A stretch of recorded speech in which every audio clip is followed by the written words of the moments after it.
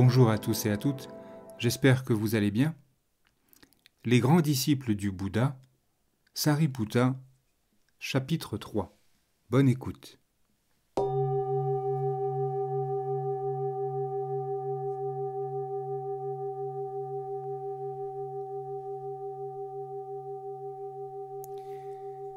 Le secourable.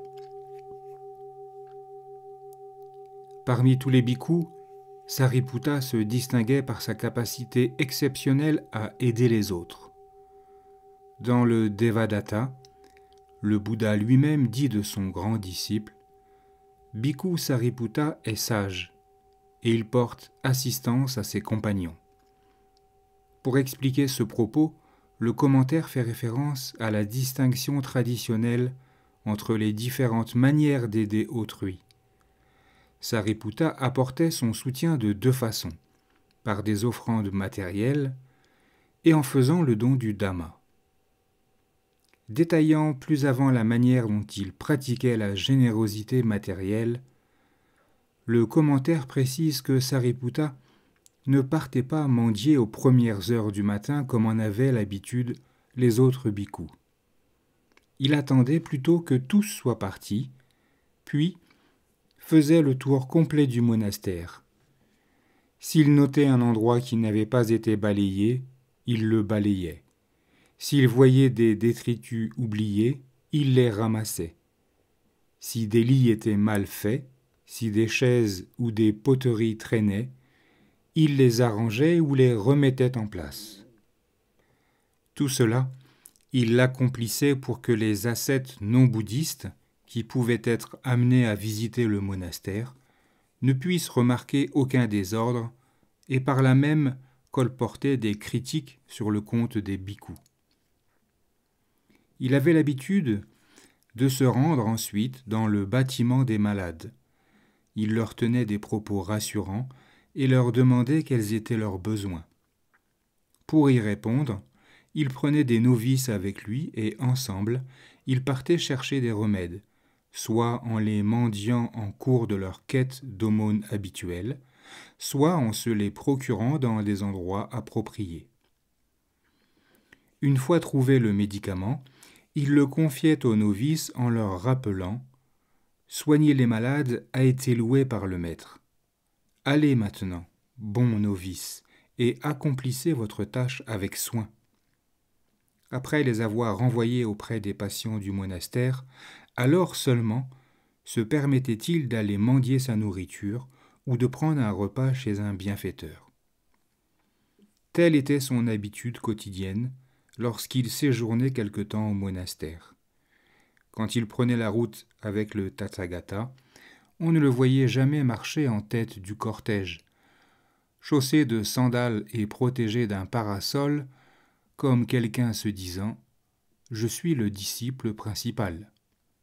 Il préférait laisser son bol et ses robes à de jeunes novices qui marchaient à l'avant, tandis que lui-même restait en arrière et s'occupait des vieillards, des très jeunes ou des mal portants, leur appliquant de l'huile sur les plaies dont ils souffraient. Puis, plus tard dans la journée ou le jour suivant, il reprenait la route avec eux. En raison de sa sollicitude pour les autres, Sariputta arriva un jour particulièrement tard à l'endroit où les autres se reposaient. À cause de cela, il ne put trouver de logement convenable et dut se contenter d'une tente faite avec des robes de moine pour passer la nuit. Le maître, ayant remarqué le fait, rassembla les moines le lendemain et leur renseigna le Titira Jataka, contant l'histoire de l'éléphant, du singe et de la perdrix, qui, après avoir débattu pour déterminer lequel d'entre eux était le plus âgé, vécurent harmonieusement ensemble en respectant l'aîné. Puis il énonça la règle selon laquelle les logements seraient attribués en fonction de l'ancienneté. Il arrivait à Sariputta de prodiguer à la fois le don matériel et celui du Dhamma. Par exemple, lorsque le moine Samitugita souffrait de la lèpre à l'infirmerie, il lui rendit visite et lui parla ainsi. Ami, aussi longtemps que persistent les 5 agrégats, toute sensation n'est que souffrance. Ce n'est que lorsque les agrégats ne sont plus que la souffrance n'est plus. Lui ayant ainsi fourni la contemplation de la sensation comme sujet de méditation, Sariputta partit. Samittigutta en suivit ses instructions, développa la vue et réalisa les 6 pouvoirs supranormaux, une fois parvenu au stade d'Arahat. Le Sotapati Sanyutta nous a transmis un sermon donné par le Vénérable à Anathapindika, le principal bienfaiteur du Bouddha, alors très souffrant. Anathapindika était affligé d'une horrible douleur à la tête, comme si on la lui écrasait. Sariputta réconforta le grand disciple laïque en lui rappelant qu'étant entré dans le courant, il était définitivement libéré des conditions qui font renaître dans les existences malheureuses et qu'il possédait les 4 facteurs de l'entrée dans le courant. Une confiance sans faille dans le Bouddha, dans le Dhamma et dans la Sangha, ainsi que les vertus chères aux êtres nobles. Il ajouta qu'il se trouvait fermement établi sur le noble octuple sentier, ce qui lui assurait l'obtention des fruits du chemin, l'éveil et la libération. L'écoutant parler, Anathapindika sentit la souffrance diminuer et, sur le moment même, se trouva guéri. Rempli de gratitude, il offrit à Sariputta la nourriture qu'il avait fait préparer pour lui-même. Une fois, cependant, le Bouddha fit aimablement reproche à Sariputta de n'avoir pas dispensé son enseignement jusqu'au bout. Le vénérable Sariputta avait alors rendu visite au brahmane Dhananjani sur son lit de mort. Persuadé que les brahmanes étaient liés au monde de Brahma, Sariputta enseigna aux mourants les 4 Brahma Vihara, la méditation sur l'amour universel, la compassion, la joie altruiste et l'équanimité, c'est-à-dire le chemin pour se rendre dans le monde de Brahma. Mais il termina là son discours sans lui enseigner le sentier de la vision. À son retour, le maître lui demanda « Alors que tu aurais pu faire davantage, pourquoi donc, Sariputta, avoir établi l'esprit du Brahman ? Dhananjani, dans le monde inférieur de Brahma, est être ensuite levé pour le laisser ?» J'ai pensé, répondit Sariputta, les brahmanes sont liés au monde de Brahma. Ne devrais-je pas montrer à Dhananjani la voie d'union avec Brahma ? Le brahman est mort, Sariputta, dit le Bouddha, et il vient de renaître dans le monde de Brahma. Cet épisode que l'on trouve dans le Dhammananjani Sutta illustre de façon intéressante le côté indésirable d'une renaissance dans une sphère inférieure du monde divin pour un individu potentiellement apte à connaître la fin des renaissances. Même si, parfois, le Bouddha lui-même ne dévoilait que le seul chemin du monde de Brahma, comme dans le Tivijja Sutta, il semble probable que, dans le cas présent, il est constaté que Dhananjani présentait la capacité d'assimiler un enseignement supérieur. Sariputta n'étant pas doté de la faculté propre au Bouddha de percevoir les capacités des autres, avait, quant à lui, ignoré ce fait. Il en résultait pour Dhananjani de devoir séjourner une grande période de temps dans le monde de Brahma, puis reprendre une naissance humaine avant de pouvoir atteindre le but ultime. Sariputta, accompagné de l'ancien Mahakunda, rendit un jour visite à l'ancien Channa, alors extrêmement souffrant.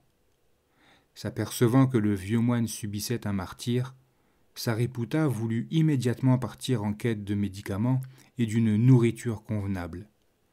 Channa l'arrêta, annonçant aux 2 moines qu'il avait décidé de mettre fin à ses jours. Ils l'exhortèrent d'abandonner de telles pensées, mais en vain. Après leur départ, Channa utilisa le couteau. Plus tard, le Bouddha expliqua que, dans cette situation précise, l'ancien Channa n'était pas à blâmer, car il avait obtenu l'état d'Arhat au moment où il mourait et avait atteint le Nibbana final. Cette histoire est rapportée dans le Chanavada Sutta. Quand Anathapindika sentit la mort approcher, il fit demander au vénérable Sariputta de venir lui rendre visite par compassion. Sariputta vint aussitôt en compagnie d'Ananda et prononça au mourant un sermon émouvant sur le non-attachement.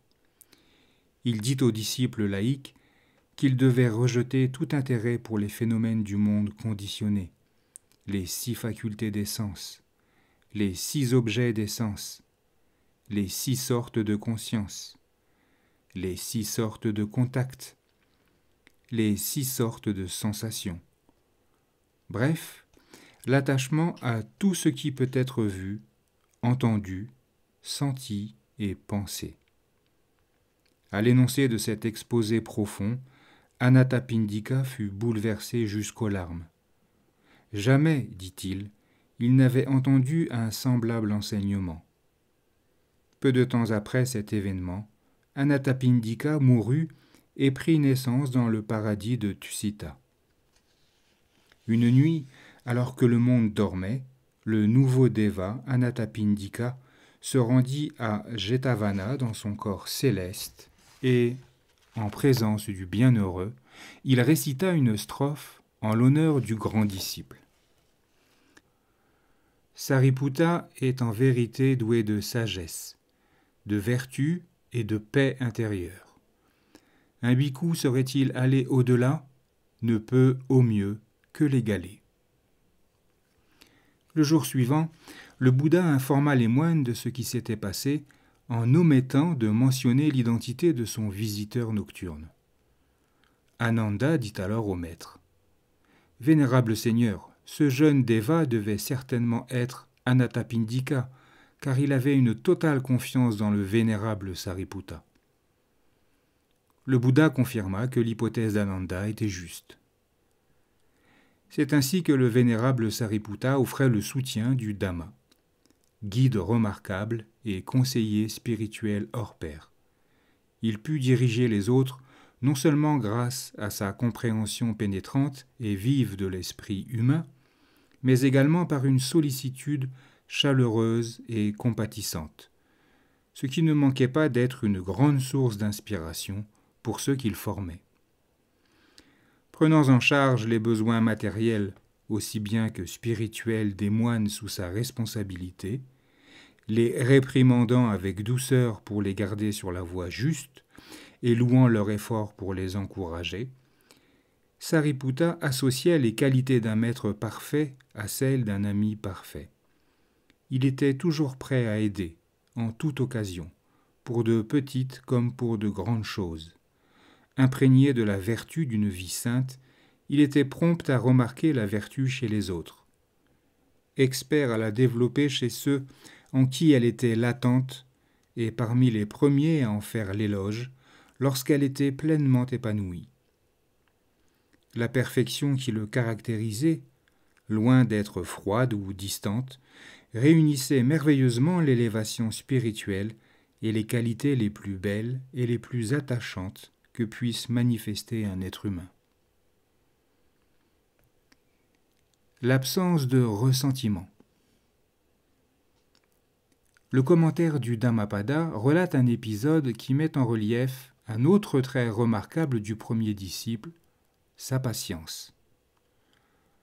Dans les environs du monastère de Jetavana, où résidait le Bouddha, un certain nombre de personnes vantaient les nobles talents de Sariputta. « De quelle patience infinie fait preuve notre vénérable, disait-il. Quand bien même on le trompe ou on le frappe, il n'éprouve aucune trace de colère. Qui donc ne se met jamais en colère, sans quitte un brahmane qui entretenait des vues fausses ? Il s'agit de notre vénérable Sariputta, répondirent les autres. C'est sans doute parce que personne ne l'a jamais vraiment provoqué, rétorqua-t-il. Certes, non, brahmane. Eh bien, je vais le provoquer pour le rendre furieux. Faites-en l'épreuve et vous verrez. Fiez-vous à moi, continua le brahmane, je sais exactement comment m'y prendre. Quand le vénérable Sariputta se rendit en ville pour sa tournée d'aumône, le brahmane s'approcha de lui par derrière et lui asséna une terrible claque dans le dos. « Qu'était-ce donc » demanda le grand disciple, et ne daignant même pas tourner la tête. Il poursuivit son chemin. Le brahmane sentit son corps brûlé par le remords. Se prosternant aux pieds du vénérable, il implora son pardon. « Pour éprouver votre patience, je vous ai frappé, » avoua-t-il repentant. « Eh bien, je te pardonne. »« Vénérable, reprit le brahmane, si vous êtes vraiment disposé à me pardonner, venez prendre votre repas chez moi. » Comme le grand disciple acquiesçait silencieusement, l'autre se chargea de son bol et le conduisit à sa demeure, où il lui servit un repas. Les témoins de sa brutalité étaient quant à eux enragés. Ils se rassemblèrent près de sa maison, armés de bâtons et de pierres, prêts à le tuer. Lorsque Sariputta ressortit accompagné de son hôte, qui tenait son bol, ils lui crièrent « Vénérable, ordonnez à ce brahmane de s'écarter. »« Pourquoi cela, disciple laïque ?» interrogea-t-il. « Cet homme vous a frappé, et nous allons lui donner ce qu'il mérite. »« Que voulez-vous dire ? Est-ce moi ou vous qui l'a frappé ? » ?»« Vous, bien sûr, vénérable. »« Eh bien, si c'est moi qui ai été frappé, je lui accorde mon pardon. Allez votre chemin. » Ayant ainsi renvoyé les esprits agités et permis au brahmane de s'en retourner en sécurité, le grand ancien rentra calmement au monastère.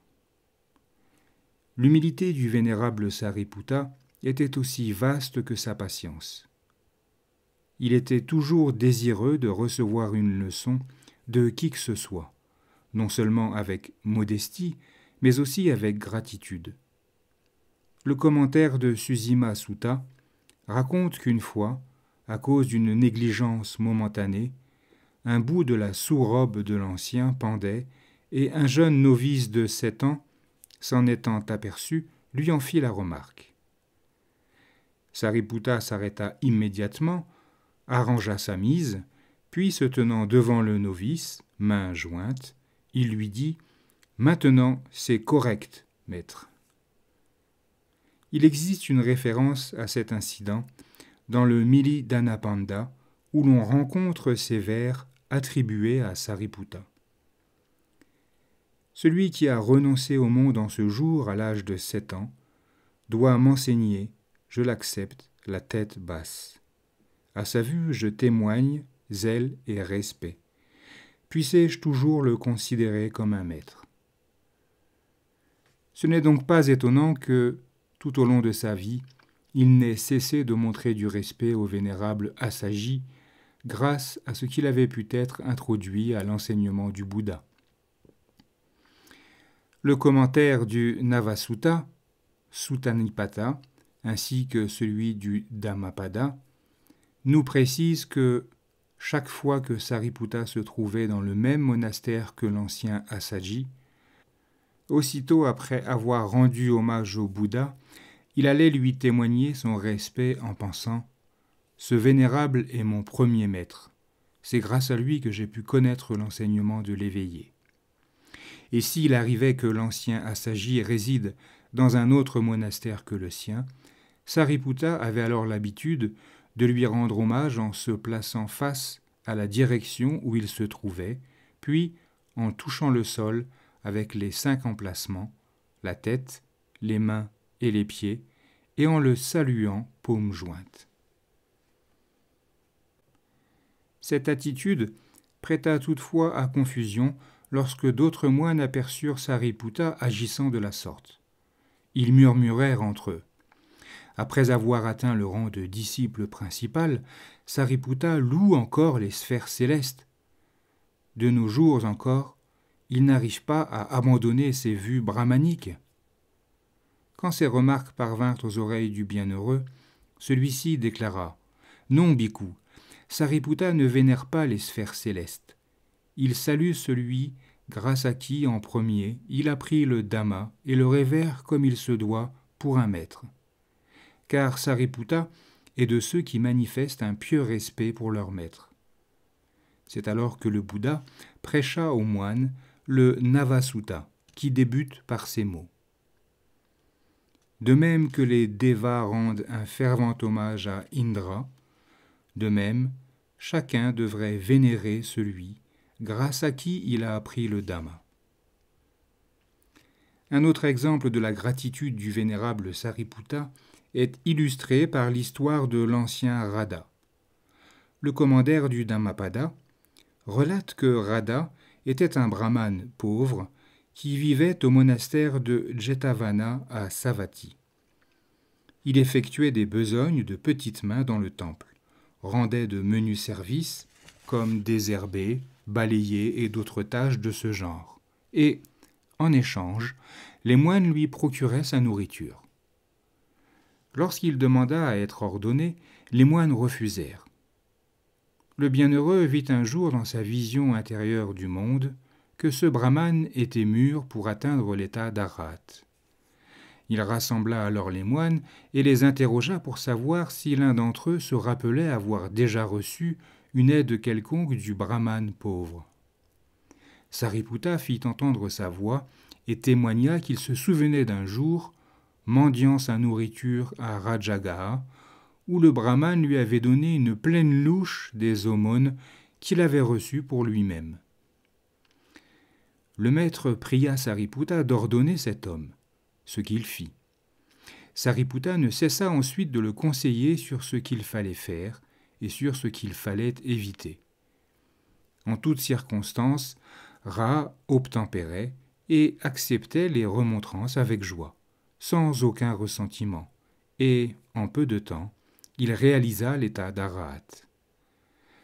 En cette occasion, les bhikkhus ne tarirent pas d'éloges sur le sens de la gratitude démontrée par Sariputta, déclarant que celui qui accepte volontiers les conseils a des élèves qui se comportent de manière identique.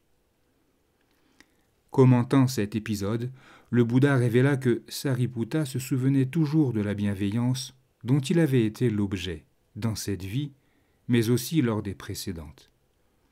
Le maître raconta alors le Alimasita Jataka, dans lequel Sariputta, un éléphant reconnaissant, avait dédié sa vie pour aider une équipe de charpentiers qu'il avait soignés alors qu'il était blessé.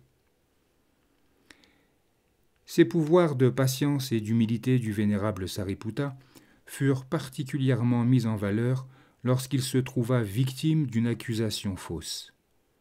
L'incident eut lieu alors qu'il demeurait à Jetavana. À la fin de la retraite de la saison des pluies, le vénérable prit congé du maître et partit en voyage avec son propre groupe de moines. Un grand nombre de moines prit également congé de Sariputta. Leur disant au revoir, l'ancien s'adressait à eux en utilisant leurs prénoms et leurs noms lorsqu'il les connaissait. Parmi eux se trouvait un moine qui n'était connu ni par son prénom ni par son nom de famille, mais qui nourrissait très fort le désir que le disciple principal le salue par ses noms particuliers au moment du départ. La foule des moines était cependant telle que Sariputta fut dans l'incapacité de lui accorder cette marque de distinction, ce qui aigrit le moine. « Il ne m'accorde pas la même salutation qu'aux autres, pensa-t-il, et il en conçut beaucoup de rancune. Au même moment, il se trouva que l'ourlet de la robe du vénérable souffleta accidentellement le moine, ce qui ajouta à ses griefs. Il vint se plaindre au Bouddha.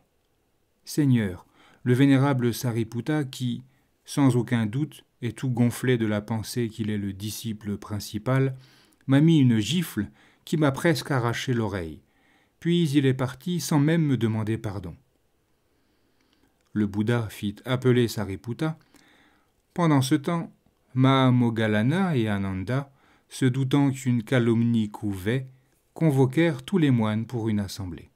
« Venez, vénérable, disait-il, quand le vénérable Sariputta sera face à face avec le maître. il poussera son rugissement de lion. Et c'est ce qui advint.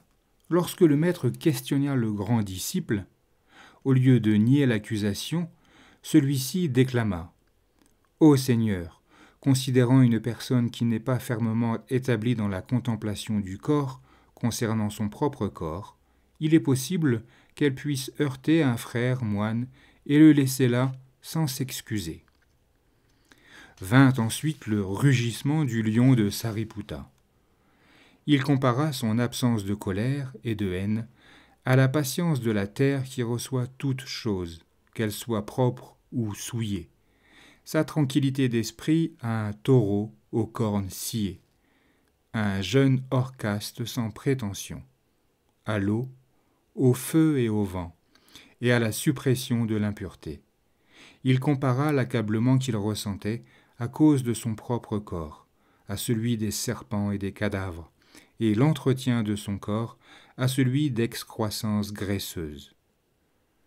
Par le biais de 9 métaphores, il décrivit ainsi ses qualités personnelles, et par 9 fois, la grande terre réagit à ces mots de vérité.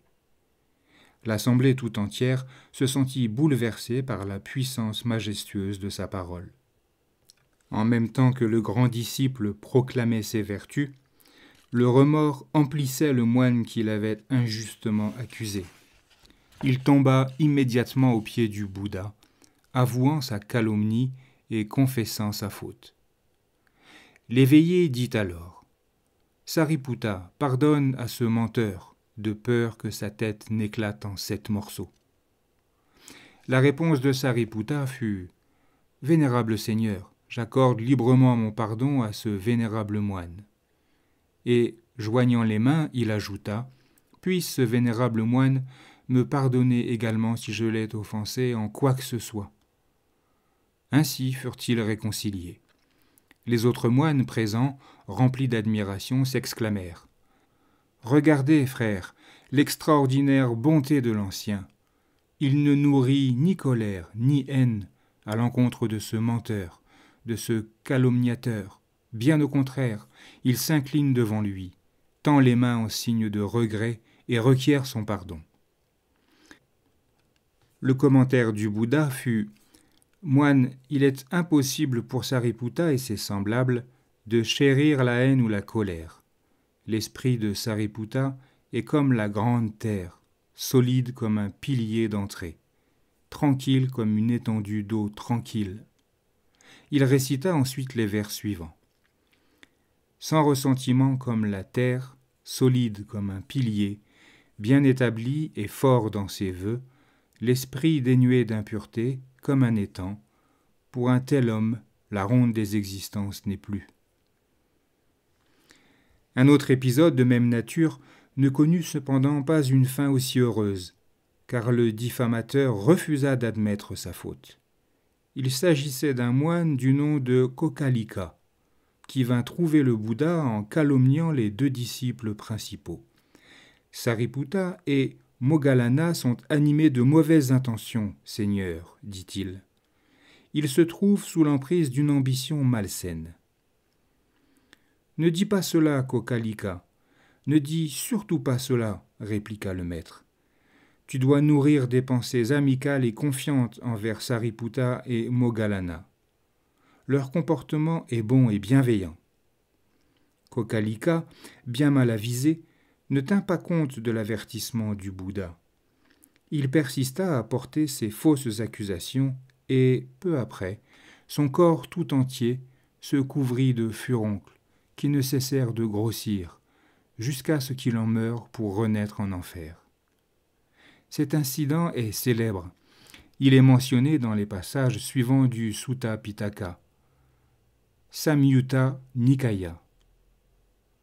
La comparaison des 2 épisodes qui précèdent souligne l'importance du repentir. Ni Sariputta ni Moggallana n'auraient souhaité une quelconque maladie au moine Kokalika pour sa méchanceté, et ses excuses, s'il les avait présentées, n'auraient rien changé dans leur attitude envers lui. En revanche, ces dernières auraient été bénéfiques pour le moine tombé dans l'erreur. en le détournant des conséquences de son mauvais karma. Le mal rebondit sur ceux qui le dirigent vers les innocents. Kokalika ne fut jugé et puni que par lui-même, à cause de ses propres actions. Amis et parents. De telles qualités personnelles de gentillesse, de gratitude, de bienveillance et de patience valurent au vénérable Sariputta de nombreuses et profondes amitiés qui l'accompagnèrent tout au long de sa vie de moine. Avec Moggallana, l'ami et le compagnon de jeunesse, il garda des liens intimes jusqu'à ce que la mort les sépare dans la dernière année de la vie du Bouddha. Mais l'amitié de Sariputta était loin d'être exclusive. Selon le commentaire du Mahagosinga Sutta, une affection mutuelle unissait également Sariputta et l'ancien Ananda. Sariputta pensait d'Ananda « Il prend soin du maître, un devoir qui aurait dû m'incomber. » Quant à Ananda, il était sensible au fait que Sariputta avait été qualifié de premier disciple par le Bouddha. Quand Ananda conférait l'ordination mineure à ses jeunes disciples, il les conduisait ensuite à Sariputta afin que celui-ci leur donne l'ordination majeure.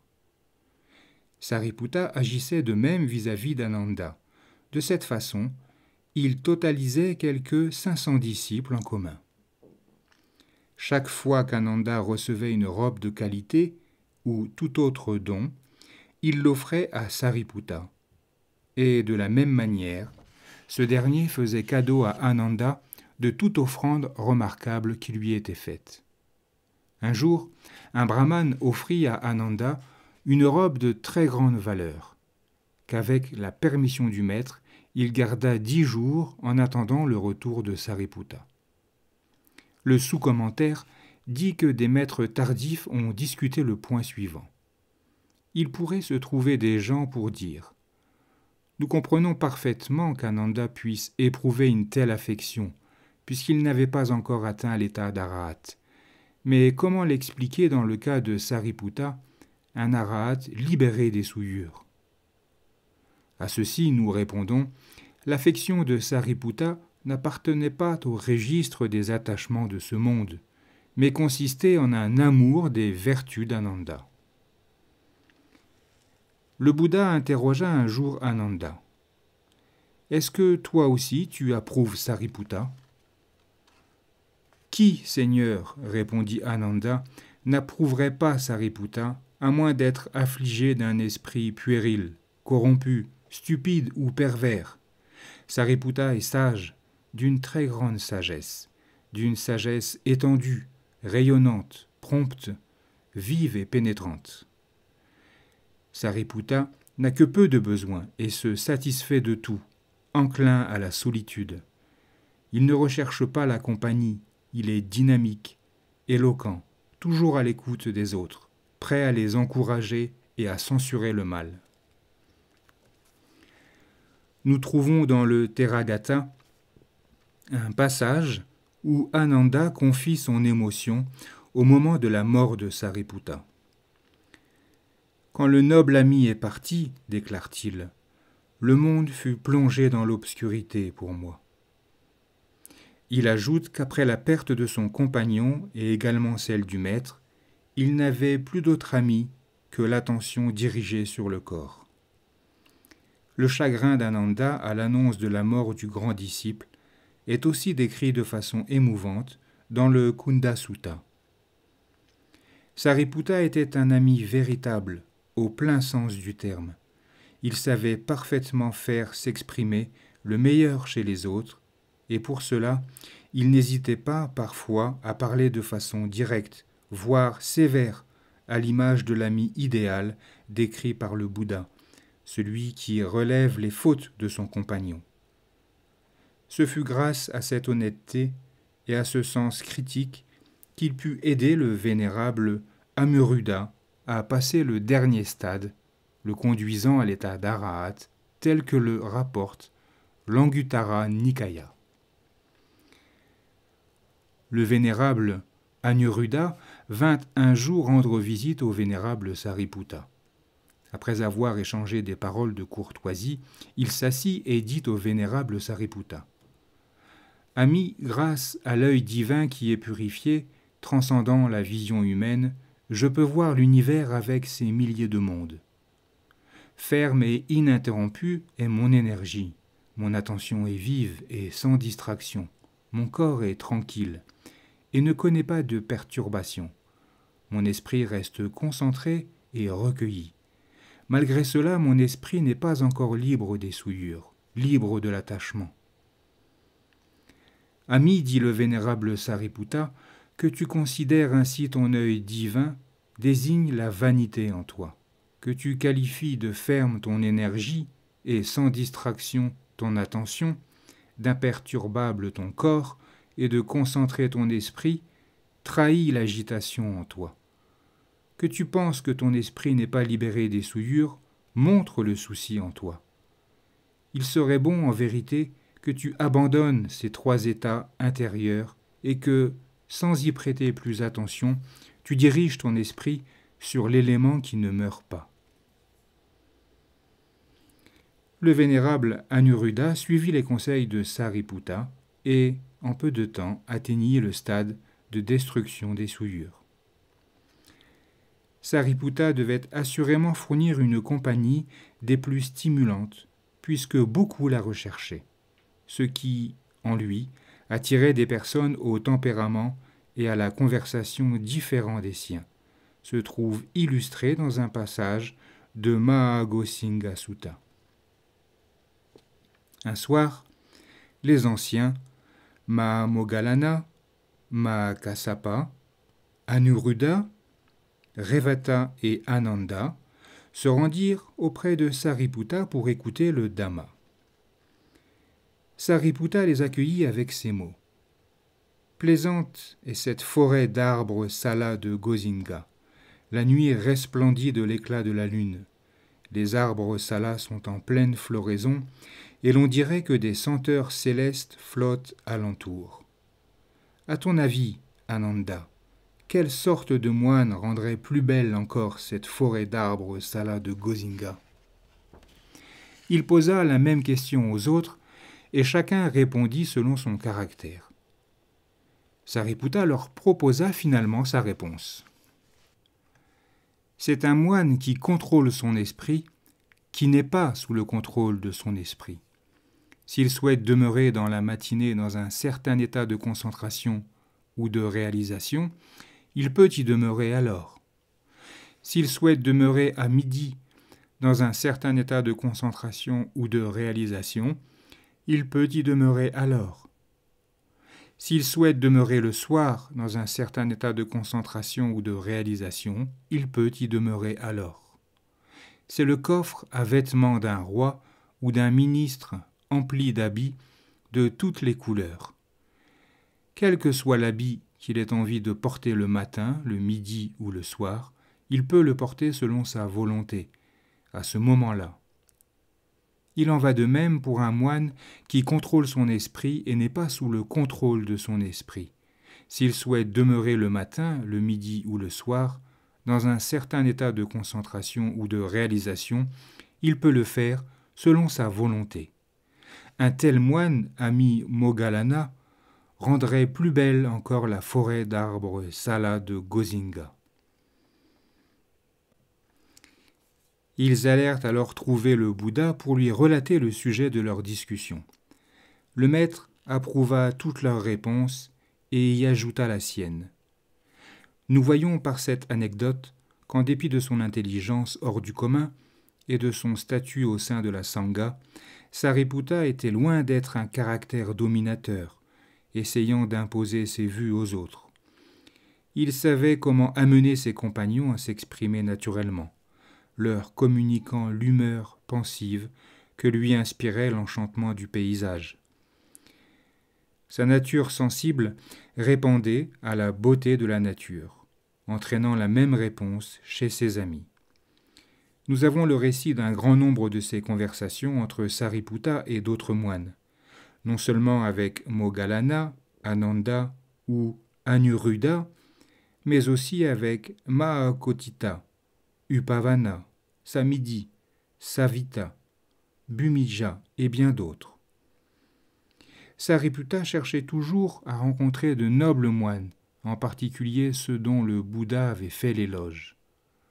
L'un d'eux fut l'ancien Puna Mantaniputta, qu'il n'avait pas rencontré avant que le Bouddha l'ait complimenté en présence de la Sangha.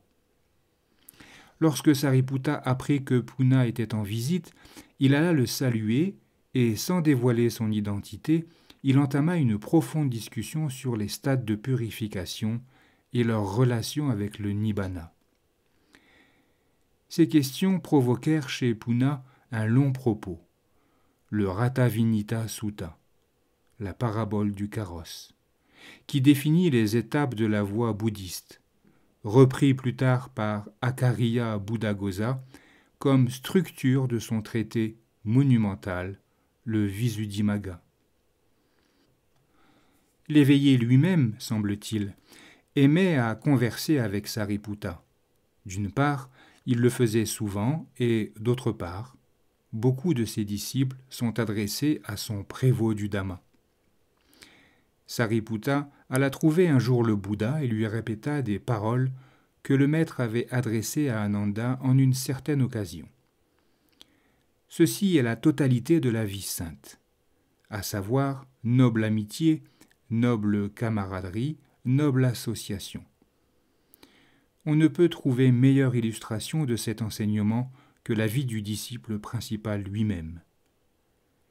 Comme nous l'avons déjà vu, Sariputta est né dans une famille brahmane du village d'Upatissa, non loin de Rajagaha. Son père s'appelait Vaganta et sa mère Rupasari. Nulle part, il n'est fait mention de ses relations avec son père, et nous pouvons supposer que celui-ci mourut durant sa jeunesse. Il avait 3 frères, Kunda, Upasena et Revata, et 3 sœurs, Kala, Upakala et Sisupakala. Tous les 6 embrassèrent la vie monastique au sein de la congrégation bouddhiste et réalisèrent l'état d'arahat. Kunda était connu sous le nom de Samanudesa, ce qui veut dire le novice dans la Sangha. Il conserva ce nom même après avoir été ordonné bhikkhu, afin d'être distingué de l'ancien Mahakunda. À l'époque où Sariputta mourut, Kunda lui faisait office de serviteur, et ce fut lui qui informa le Bouddha de son décès, lui apportant les reliques de son principal disciple. L'histoire est contée dans le Kunda Sutta, retranscrite plus loin. Upasena, qui fut connu ensuite sous le nom de Vagantaputta ou fils de Vaganta, de même que Sariputta signifie fils de Sari, fut distingué par le Bouddha comme étant premier parmi ceux dont le comportement plaît à tous. Un passage du Salayatara Samyutta nous apprend qu'une morsure de serpent lui fut fatale. Revata était le plus jeune des frères. Leur mère, voulant l'empêcher de prendre l'ordination, le maria, alors qu'il n'était qu'un très jeune garçon. Cependant, le jour de ses noces, il aperçut la grand-mère de sa promise, une vieille femme de 120 ans, marquée de tous les signes de la décrépitude. Il conçut sur le champ un immense dégoût pour la vie dans le monde. Échappant au cortège du mariage, grâce à un subterfuge, il s'enfuit vers un monastère et se fit ordonner. Quelques années plus tard, s'étant mis en chemin pour aller voir le Bouddha, il fit une halte dans une forêt d'acacias. Il décida d'y séjourner durant la saison des pluies et réalisa l'état d'arahat en ce lieu. Il fut dès lors connu sous le nom de Revata, Kadira Nivaya, Revata de la forêt d'acacias.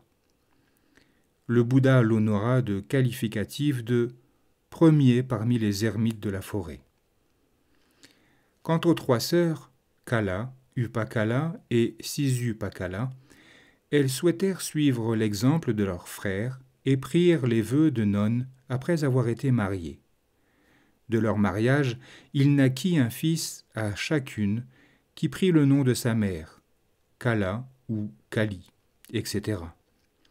Ces 3 fils furent également ordonnés, firent leur noviciat avec Revata et reçurent des éloges de Sariputta pour leur conduite parfaite. Quand Kala, Upakala et Sisupakala devinrent nonnes, Mara leur apparut pour les railler et les tenter. Leurs répliques excellentes sont consignées dans le Therigatha et le Bhikkhuni Samyutta. À l'opposé de ses enfants, la mère de Sariputta resta une brahmane ferme dans sa religion et qui, tout au long des années, demeura hostile à l'enseignement du Bouddha et à ses disciples. Dans le commentaire du Dhammapada, il est dit que Sariputta, étant un jour de passage dans son village natal de Nalaka, accompagné d'un vaste groupe de moines, se rendit à la maison de sa mère, alors qu'il quêtait des aumônes. Sa mère lui offrit un siège et lui servit de la nourriture. Mais, ce faisant, elle se mit à proférer des propos méprisants. « Ô toi, mangeur des restes des autres, lança-t-elle, quand tu ne réussis pas à obtenir les reliefs d'un aigre gruau de riz, tu vas de maison en maison chez des étrangers lécher les restes accrochés au dos des louches. Et c'est pour cela que tu as abandonné une richesse à millions et que tu es devenu moine. Tu m'as ruiné. Maintenant continue et mange. » De la même manière, lorsqu'elle servit la nourriture aux moines, elle leur dit « Ainsi c'est vous les hommes qui avez fait de mon fils votre serviteur. Allez, mangez maintenant. » Elle continuait de les rabaisser de la sorte, mais Sariputta ne dit pas un mot. Il accepta sa nourriture, la mangea et, en silence, retourna au monastère. Le Bouddha apprit l'incident de la bouche de son fils Rahula, qui avait assisté à la scène. Tous les bhikkhus qui furent mis au courant s'émerveillèrent de la grande patience de l'ancien, et, siégeant parmi eux, l'éveillé fit l'éloge de Sariputta en prononçant ces vers. Celui qui est libre de toute colère et accomplit son devoir fidèlement, celui qui garde les préceptes et se trouve libre du désir, celui qui s'est dompté lui-même, celui qui a revêtu son dernier corps, celui-ci je l'appelle Brahman. Sariputta dut attendre les tout derniers moments de sa vie avant de pouvoir convertir sa mère. L'histoire en sera contée plus loin. Cet épisode nous rappelle encore, s'il le fallait, les traits de caractère les plus touchants du grand ancien, son humilité, sa patience et sa tolérance. Voilà pour la fin de ce chapitre 3. Nous reprendrons avec Sariputta dans le Méditant. Sur ces bonnes paroles, il me reste à vous souhaiter de belles méditations, de belles journées, et je vous dis à bientôt.